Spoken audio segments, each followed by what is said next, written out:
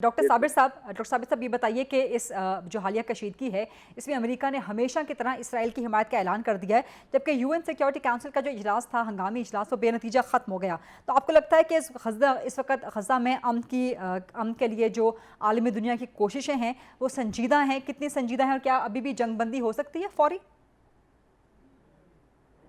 देखिए, सबसे पहले तो मैं अक़वाम मुत्तहिदा की सलामती कौंसिल के बारे में कहता हूँ कि अगर अक़वाम मुत्तहिदा कोई संजीदा काम करना चाहती थी तो 75 ईयर्स बहुत थे, 1945 से अक़वाम मुत्तहिदा काम कर रही है, तो उसने क्यों फ़लस्तीन को जो है वो मकबूजा होने दिया, क्यों फ़लस्तीन पर कासिद इसराइल का तसल्लुत कायम होने दिया, और फिर मुसलसल 200 से ज़्यादा रेजोल्यूशन जो है वो यूनाइटेड नेशन के अंदर फ़लस्तीन के हक में मौजूद है।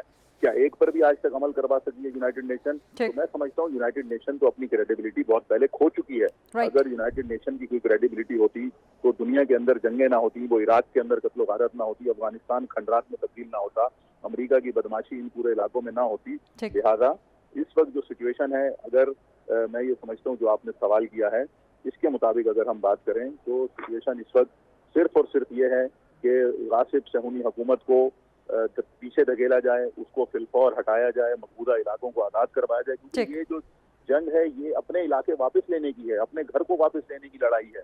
तो वो फ़लस्तीनी अपने मकबूजा इलाकों को आज़ाद कर रहे हैं और ये होता रहेगा। इसको मेरा ख्याल है ये उस वक्त तक अपने मंतकी अंजाम तक नहीं पहुंचेगी जब तक के गासिब रियासत मकबूजा इलाकों से पीछे नहीं हटती और दीगर चीज़ों से नहीं हटती। फिर ये बाद में डिसाइड होगा कि गासिब रियासत का मुस्तकबिल क्या है, क्योंकि इस वक्त जो मुस्तकबिल की बात है वो इस इसराइल के मुस्तकबिल का जो है वो मुस्तकबिल ज़ेरे सवाल आ गया है।